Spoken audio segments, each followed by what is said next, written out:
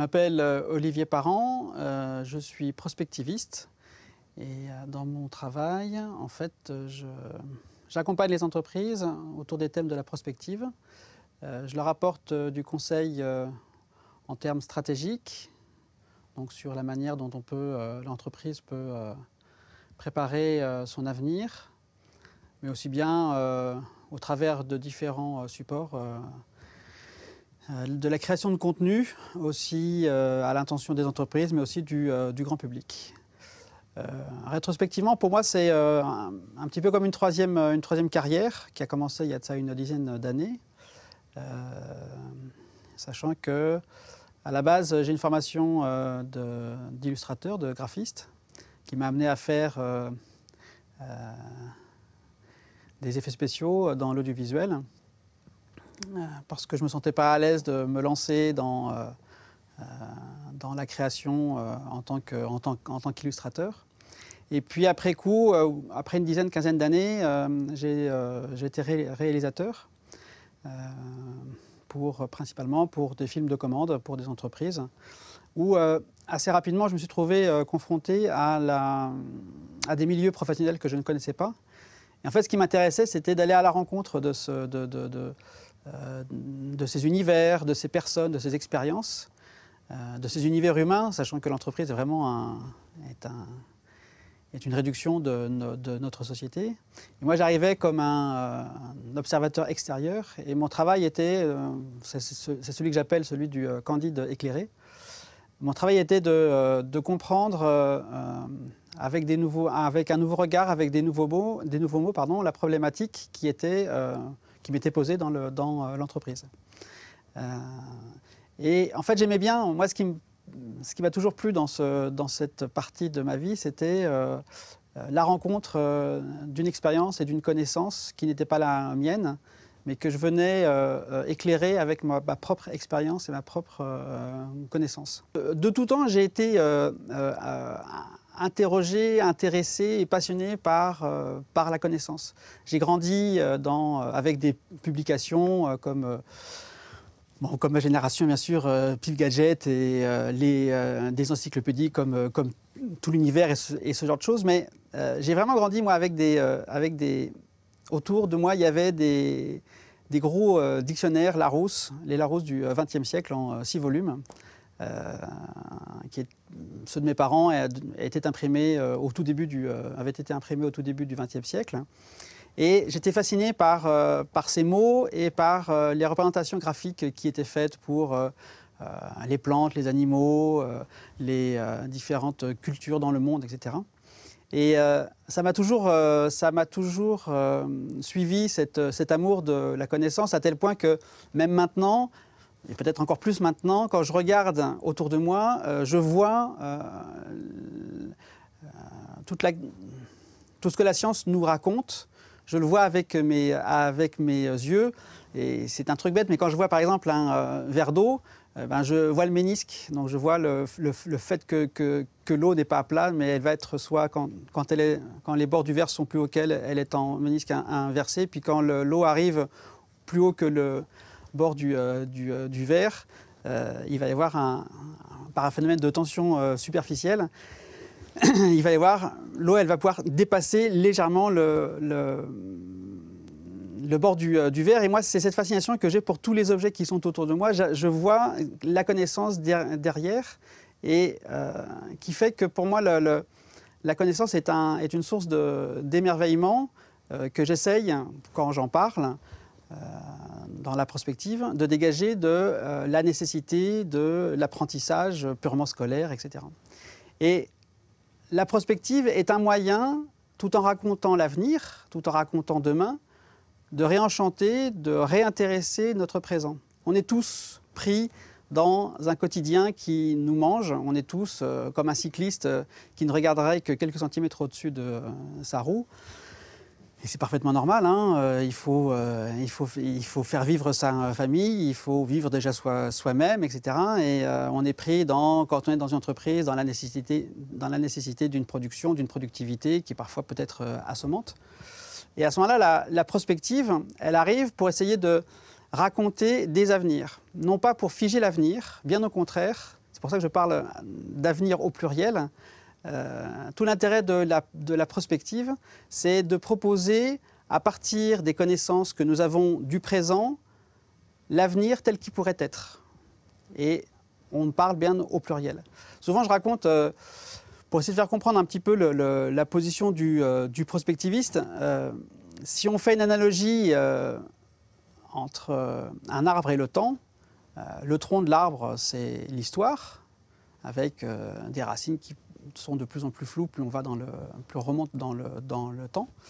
Et puis, à un moment donné, l'arbre, le tronc s'arrête et les branches partent. Elles foisonnent. Et l'analogie s'arrête là parce qu'en permanence, l'avenir fait tomber et crée des nouvelles branches. Et la prospective, ce qu'elle va raconter, c'est que même si on voit principalement une grosse branche qui pourrait être un chemin, un mainstream vers lequel pourrait aller l'avenir de la société, de l'entreprise qui est considéré, il faut prendre le temps d'aller chercher peut-être une petite branche qui est un petit peu cachée ou qui paraît un petit peu maigrelette et qui pourrait devenir en fait le futur mainstream. Et c'est ce qu'on appelle dans le milieu de la prospective les signaux faibles. Et ces signaux faibles, ce sont quoi? Ce sont des comportements, ce sont des émergences, ce sont des appropriations qui sont inattendues et qui vont devenir majeures, qui vont devenir une force. À partir de là, quand on se plonge dans cette prospective, quand elle nous raconte les avenirs, toute la difficulté, c'est d'être ni angélique, ni défaitiste. L'angélisme, c'est l'utopie qui vient de Thomas More. Et le défaitisme, où ça va être ce qu'on appelle les dystopies, donc un néologisme qui a été créé pour s'opposer à l'utopie. Et la vérité, elle est entre les deux. Voilà. Et donc toute la difficulté, c'est de proposer des visions, des avenirs, des projections qui vont permettre aux gens de se les approprier. Et à ce moment-là, le travail du prospectiviste, qui va se nourrir de l'air du temps, qui va se nourrir des connaissances, qui va se nourrir de ce que la presse va lui renvoyer, il va avoir un rôle auprès des gens avec qui il travaille d'accompagnateur de moyenne montagne. Alors c'est quoi? Donc mon rôle, c'est un petit peu d'être un accompagnateur en moyenne montagne qui, quand il doit traverser une rivière avec les gens avec qui il est, il voit sous la surface de l'eau des ondulations et puis il sait par son expérience que ce sont des cailloux, donc il va pouvoir poser ses pieds pour traverser. Ce sont les postulats de la prospective. Alors, quand tout se passe bien, eh ben, on peut traverser, mais on peut tomber à l'eau. Et l'erreur, la prospective qui ne marche pas, ça fait partie du travail de la prospective. Quand on est arrivé de l'autre côté, il ne faut pas que la rivière soit trop large, sinon les gens qui sont restés sur la première rive ne comprennent plus ce qu'on va leur dire, parce qu'on aura enchaîné trop de postulats. Et puis donc, comme j'ai dit, on peut tomber. Et dans les erreurs ou dans les choses qu'on n'a pas vues, moi j'ai deux exemples qui me concernent. C'est d'une part le GPS. Je n'ai pas senti comment est-ce que le GPS allait changer radicalement le rapport que l'on avait aux objets, le rapport à la mobilité. Sachant qu'on s'aperçoit que maintenant on est en permanence pisté. Je viens de m'apercevoir par mes fils que Snapchat propose maintenant de localiser en permanence les amis d'une personne qui sont sur ce réseau.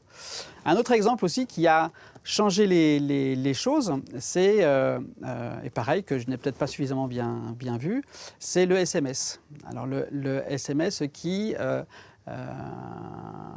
est devenu un vecteur majoritaire de communication d'une tranche de génération qui a créé un nouveau langage, qui a fait beaucoup peur, puisqu'on s'est dit, oui, les jeunes ne vont plus savoir écrire, etc. Et en fait, on s'aperçoit avec le temps que les utilisateurs des SMS savent très bien quel langage ils vont utiliser, dans quel contexte. Donc, c'est-à-dire qu'ils se sont eux-mêmes structurés. À partir de là,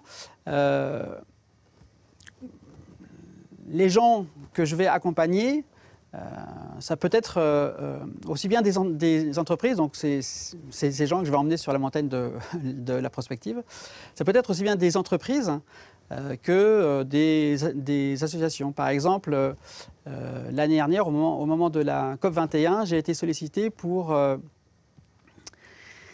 Alors, le ministère organisait un stand pour la recherche française, donc qui rassemblait 15 instituts, 15 grands instituts de recherche. Donc, on avait les mastodontes, CEA, CNRS, et puis d'autres instituts comme l'IFREMER ou d'autres encore, ou le BRGM.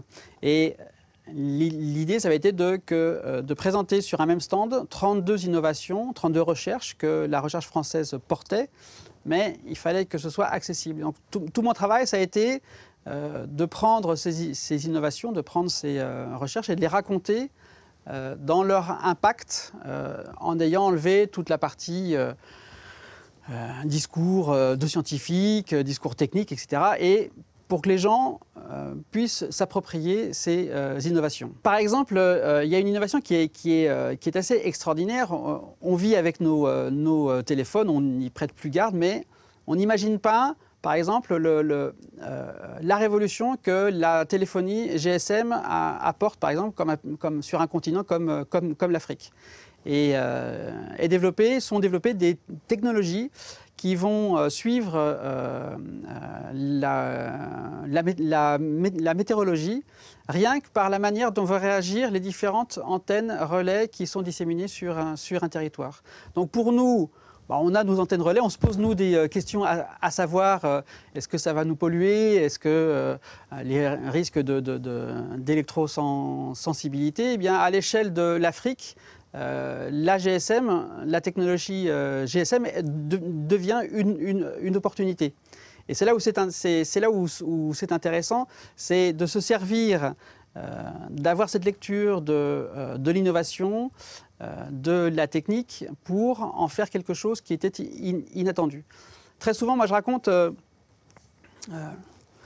que faire de la prospective, c'est prendre des éléments du présent et les faire se percuter artificiellement dans l'avenir. Donc des éléments qui n'ont pas de raison de se rencontrer et puis alors moi je cite souvent un exemple qui va devenir qui va devenir une réalité dans une perspective plus ou moins longue, qui concerne la conquête de l'espace. L'ancien président américain, Barack Obama, l'été 2012, a eu un discours qui, à mon sens, est assez fondateur, puisqu'il a dit clairement les États ne doivent plus être et n'ont plus les moyens d'être les moteurs de la conquête spatiale. Très bien. Donc, acte.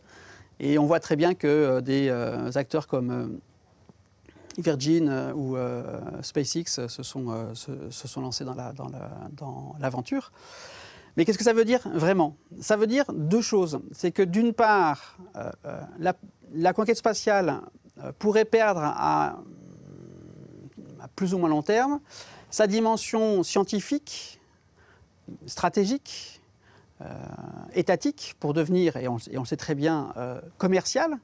Mais si c'est commercial, c'est-à-dire on va aussi transposer de la Terre vers l'espace des considérations qui, pour l'instant, étaient cantonnées au plancher des vaches, comme par exemple les problèmes ce qui fait l'humanité et les différentes confessions.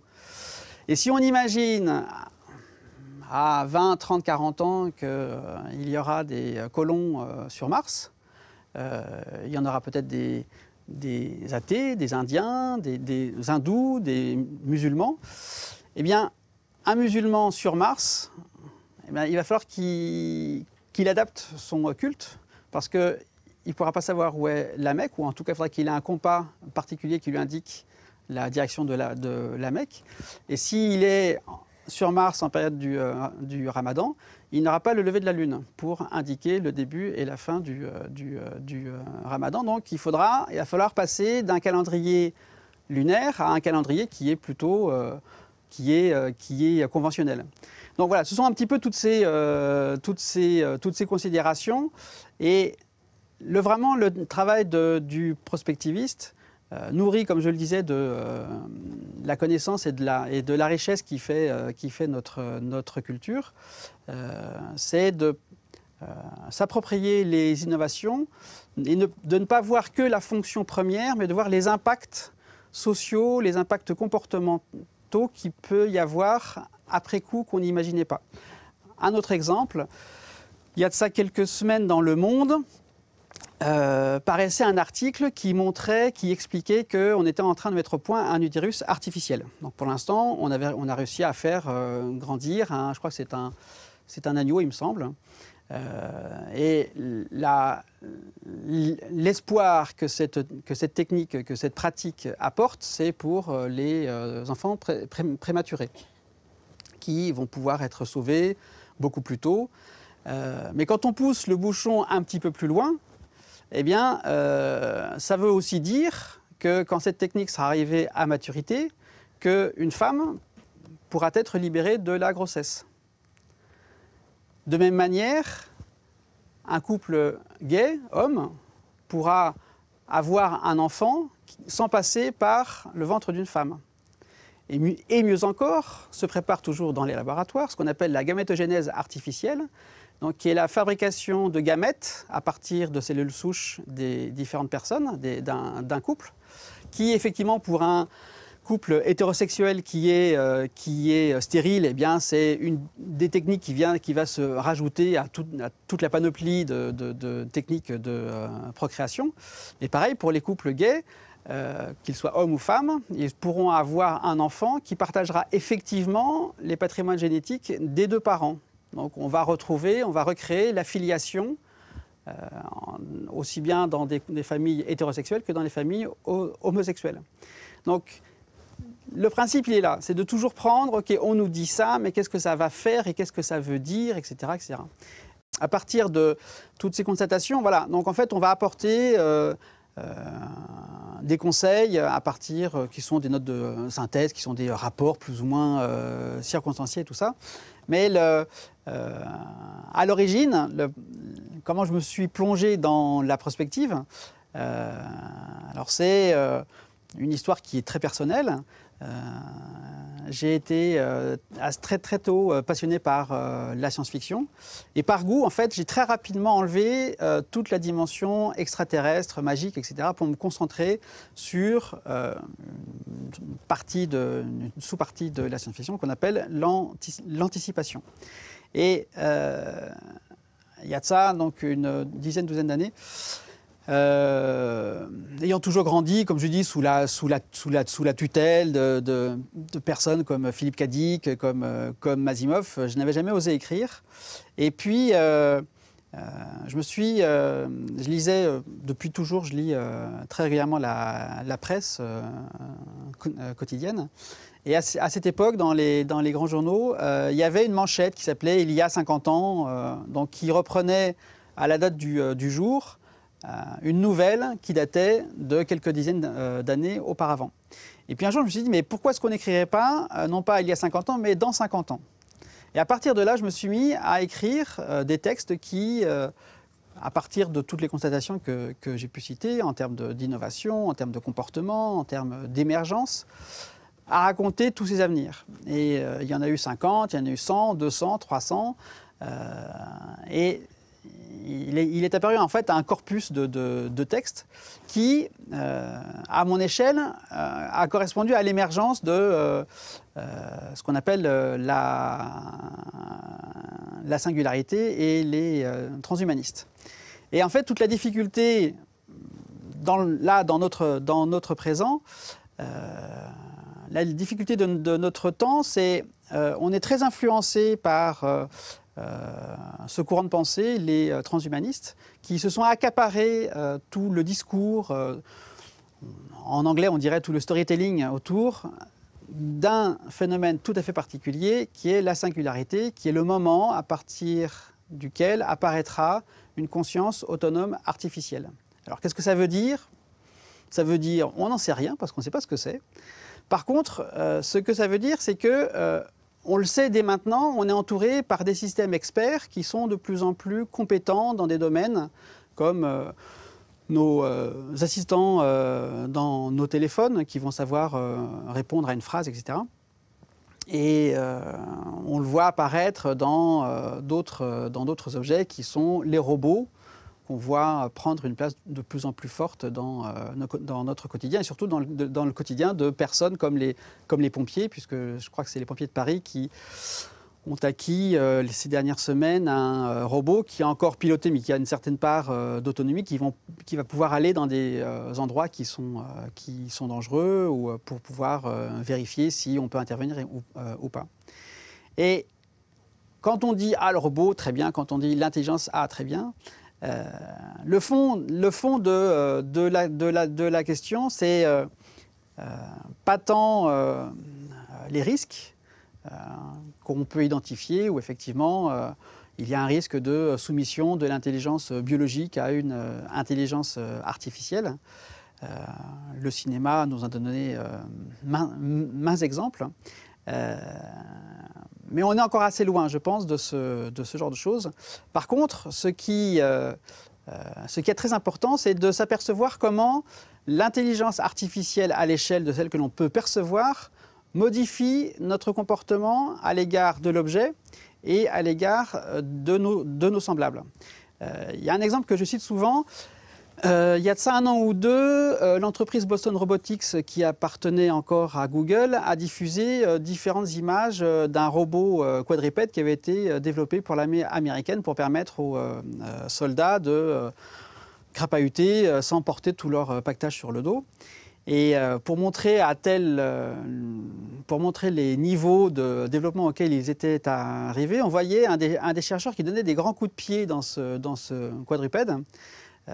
Qui maladroitement se rattrapait, et puis en fait voilà, donc il reste sur ses quatre pieds. Et ce qui est très intéressant, c'est de s'apercevoir que les gens en fait développent une empathie en voyant cette image de ce gars qui donne un grand coup de pied dans un machin qui ressemble à un chien ou à un âne. Il y a une empathie qui se développe, alors que ça n'est qu'une machine, ça n'est qu'un objet, c'est inerte, c'est neutre. Et donc s'il y a un risque qui est à imaginer, c'est que assez rapidement, des enfants qui dans 10, 15, 20 ans auront grandi avec une nounou robotique risquent de faire un transfert à l'égard de cette machine. Et de même manière, et on va aller dans un truc, dans un domaine qui est très très proche. On nous dit que de plus en plus, et on le sait déjà, quand on téléphone à une administration ou à une entreprise, on passe par des serveurs vocaux. Pour l'instant, c'est 1, 2, 3, 4, c'est oui, non, etc. Mais dans les années qui viennent, il va y avoir des systèmes d'intelligence artificielle qui vont parler en langage réel. Et toute la difficulté, ça va être de se dire, est-ce que je suis compris? Est-ce que les nuances qu'il y a dans ma voix, parce que j'ai un accent, parce que j'ai un parler qui n'est pas tout à fait dans le courant général, est-ce que toutes les nuances qu'il peut y avoir dans mon langage vont être saisies par la machine? Mon émotivité, si je suis bègue, si je... Voilà. Et à ce moment-là, on pourra se poser, et il faut se poser cette question, d'autant plus si cette interface de système expert du langage va après m'ouvrir à un service où je vais dans une administration ou qui doit m'aider. Est-ce que j'aurais toujours été bien compris? Les entreprises se posent déjà ce genre de questions puisqu'elles envisagent l'intelligence artificielle dans la relation client, dans le fait, on le sait très bien que dans les relations clients, les conversations sont enregistrées, on le propose. Pour différentes raisons, mais aussi on sait qu'il va y avoir des transcriptions automatiques qui vont être faites des conversations pour garder une trace de manière beaucoup plus souple que le commercial qui doit faire son suivi et puis taper au clavier, etc. Est-ce que pareil, est-ce que la relation entre le commerçant et le client ne sera pas à un moment donné pervertie, modifiée par une compréhension de l'intelligence artificielle qui aura été pas tout à fait parfaite? Pour nos sociétés, si je regarde nos sociétés en tant que prospectivistes, Le vrai challenge, ça va être de savoir qu'est-ce qu'on fait de cet outil. L'intelligence artificielle n'est qu'un outil, ce n'est pas une finalité en soi. Elle est au service, elle doit rester au service de l'humanité. Et à mon sens, la vraie difficulté, c'est que nos sociétés sont entraînées dans une fascination pour la nouveauté, pour le renouvellement en permanence des produits, des services et ce genre de choses. Et est-ce que le législateur, est-ce que nos sociétés vont aller suffisamment vite pour ne pas être dépassées par le marché? Le vrai challenge, il est là.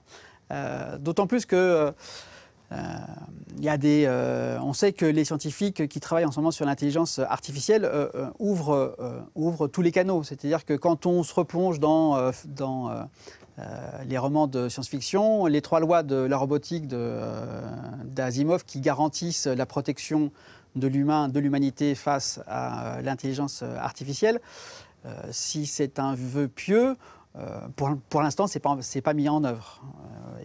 Pour différentes raisons, entre autres parce que les robots sont encore loin d'être dans nos rues. Mais voilà, c'est-à-dire qu'il faut déjà se poser ce genre de questions. Et en tant que prospectiviste, je n'ai pas tant peur de l'objet, de l'intelligence artificielle, mais j'ai peur du manque de réactivité et du manque de prévision de nos sociétés, de nos gouvernants, comme... Par exemple, les comités d'éthique parlementaires sont toujours en retard par rapport aux comportements qui se jouent dans la société. Et donc, quand je me suis lancé dans la prospective, j'ai créé un site internet qui s'appelle Futur Hebdo, qui, comme les brèves de presse des journaux nationaux parlaient des nouvelles il y a 50 ans, parle dans 50 ans. Alors, avec une position assez particulière, ce sont des brèves qui sortent à peu près toutes les semaines et qui sont datées systématiquement de plus 50 ans. Alors, pourquoi plus 50 ans? C'est que moi, je ne suis pas scientifique, je ne suis pas chercheur, je ne suis pas... voilà, je suis simplement une éponge, un Candide éclairé, et que ce n'est pas à moi de dire si telle innovation va arriver à tel moment ou tel autre. Par contre, c'est un geste un petit peu artistique. Voilà. Quand j'ai écrit un texte, quand un des contributeurs a écrit un texte, on le date à la date du jour plus 50 ans. Ce qui fait qu'on se libère de la contrainte de savoir si c'est réaliste, si ça va se passer, si plus tôt, plus tard. À tel point que quand, il y a de ça quelques années, j'ai présenté mes textes à un journaliste scientifique à propos de la conquête spatiale et de l'exploitation minière, à propos de l'exploitation minière de la ceinture d'astéroïdes, cette personne me disait « Non, mais ça n'arrivera pas avant 70 ans, 80 ans ». Or, quand on voit ce qui se passe réellement, des consortiums sont en train de se mettre en place pour partir à la conquête de la ceinture d'astéroïdes et de ses richesses.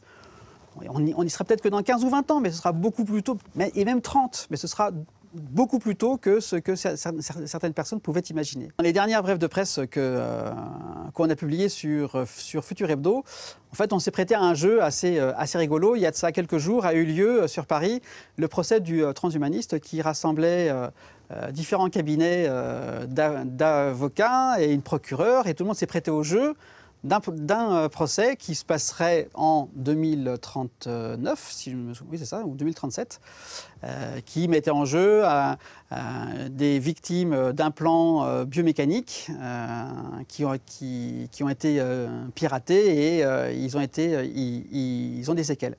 Et donc pendant 3 heures, il y a eu la défense, la partie civile et l'accusation. La Cour a rendu son verdict, et moi j'ai écrit la brève de presse qui fêterait les 30 ans de ce procès, où, donc plus 50 ans par rapport à notre présent, et qui tirerait les conclusions ou certains enseignements où effectivement, si on le sait très bien dans les domaines très en vogue chez les transhumanistes, de tous les implants, les gens sont enthousiastes, vont avoir envie apparemment de ce genre de choses. Il va y avoir des erreurs, il va y avoir des souffrances humaines, il va y avoir des échecs.